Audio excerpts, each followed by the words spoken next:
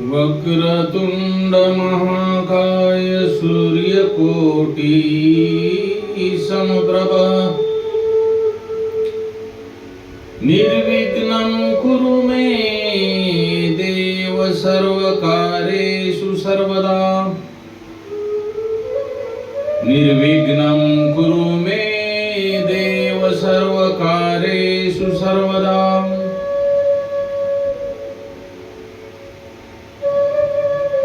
ओम श्री परमात्मने नमः। गृहस्थ आश्रम में कैसे रहे, इसका एक उत्तम उदाहरण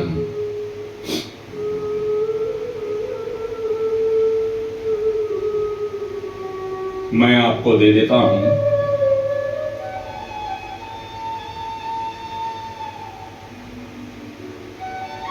भगवान शिव शंकर, इनका जो कुटुंब है, इनका जो परिवार है, पहले उनके परिवार के बारे में चिंतन करेंगे। उसके बाद में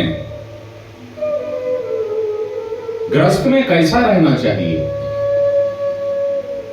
उसके बारे में चिंतन करेंगे। पहले सब देवन के बाबा भोले भंडारी भगवान शिव शंकर, इनके परिवार के बारे में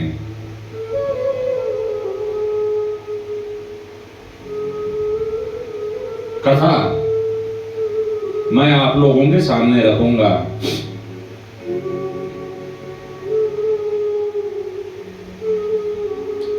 रुद्रो मण्मुण्डधरो भुजंग सहितो गौरी तु सद्भूषणा स्कंदः शंभुसूत षडाननयूत तुंडी च लंबोदरः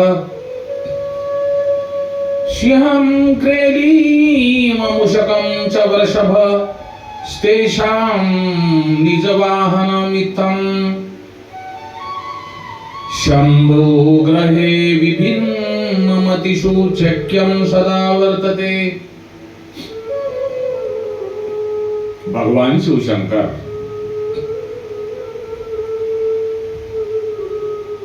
मुंडमाला, मनुष्य की मुंडमाला एवं उनके गले में सर्प धारण किए हुए रहते हैं और माता पार्वती उनके गले में सुंदर सुंदर आभूषण धारण किए हुए रहती है। भगवान शिव शंकर के पुत्र कार्तिकेय 6 मुख वाले तथा गणेश जी की लंबी सुंड और बड़े पेट वाले हैं। भगवान शंकर आदि के अपने अपने वाहन बैल, सिंह, मोर, मूषक, ये जो सब है ये आपस में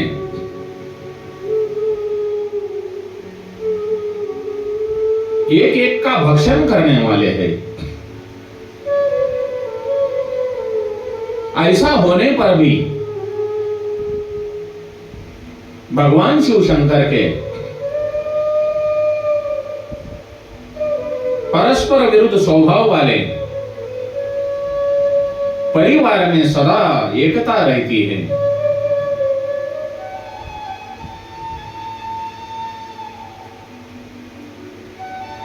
वैसा ही ठीक इसी प्रकार से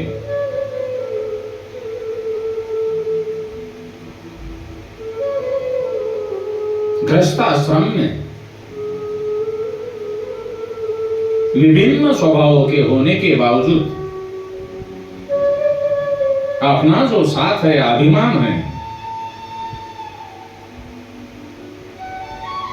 वो सब त्याग करके, सुख भोग का त्याग करके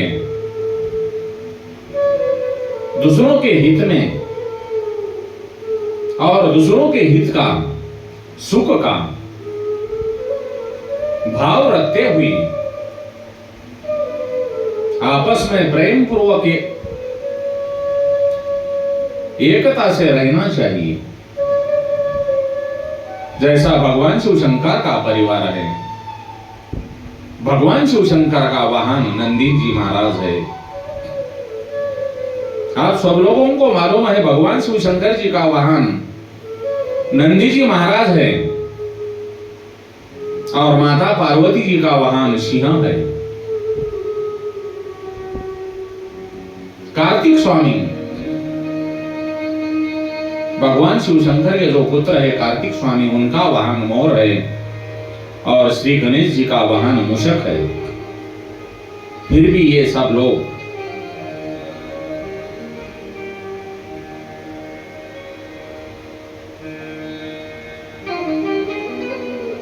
शत्रु होने के बावजूद भी, इनका स्वभाव परस्पर विरुद्ध होने के बावजूद भी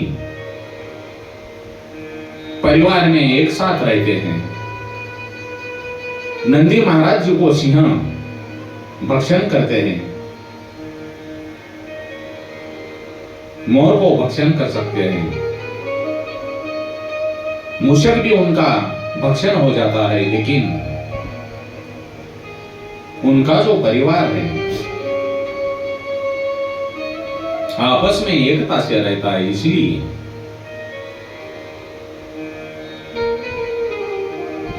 परिवार में रहते हुए किसी का स्वभाव किसी के स्वभाव से अगर नहीं मिलता है तो कोई बात नहीं। जैसा भगवान शिव शंकर का परिवार है, वैसा ही अपने परिवार में सब परस्पर विरुद्ध स्वभाव वाले लोग अगर रहते हैं, फिर भी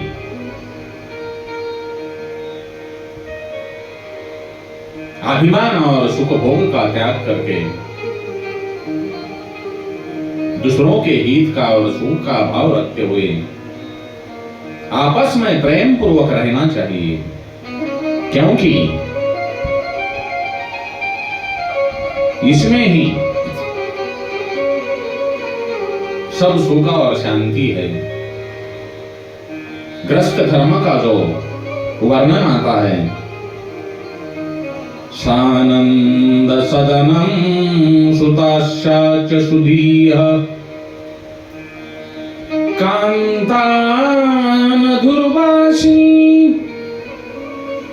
संमित्रं सुदनं स्वयोषितिरतिश्चाज्ञापराः सेविकाः आतिथ्यं शिवपूजनं प्रतिदिनं मृष्टान्नपानं गृहे साधोः संगमुपासते हि सततम् धन्यो ग्रस्ताश्रमः। इसका मतलब है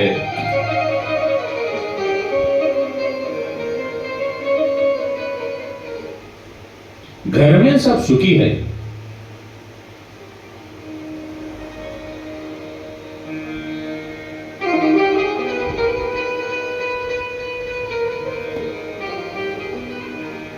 घर में सब सुखी है, पुत्र बुद्धिमान है, पत्नी मधुर भाषिणी है, अच्छे मित्र है, अपनी पत्नी का ही संग है, नौकर आज्ञा परायण है। घर में प्रतिदिन अतिथि सत्कार एवं भगवान शंकर का पूजन होता है। पवित्र एवं सुंदर खान पान है और नित्य संतों का संग किया जाता है। ऐसा जो ग्रस्त आश्रम है वह धन्य है, धन्य है, धन्य है। इसीलिए जिसका ग्रस्त आश्रम उत्तम है वह घर स्वर्ग से ज्यादा सुंदर है। उस घर के सुख से कोई सुख नहीं है। जहां जिस घर में भगवान की पूजा होती हो, संतों का सत्संग होता हो,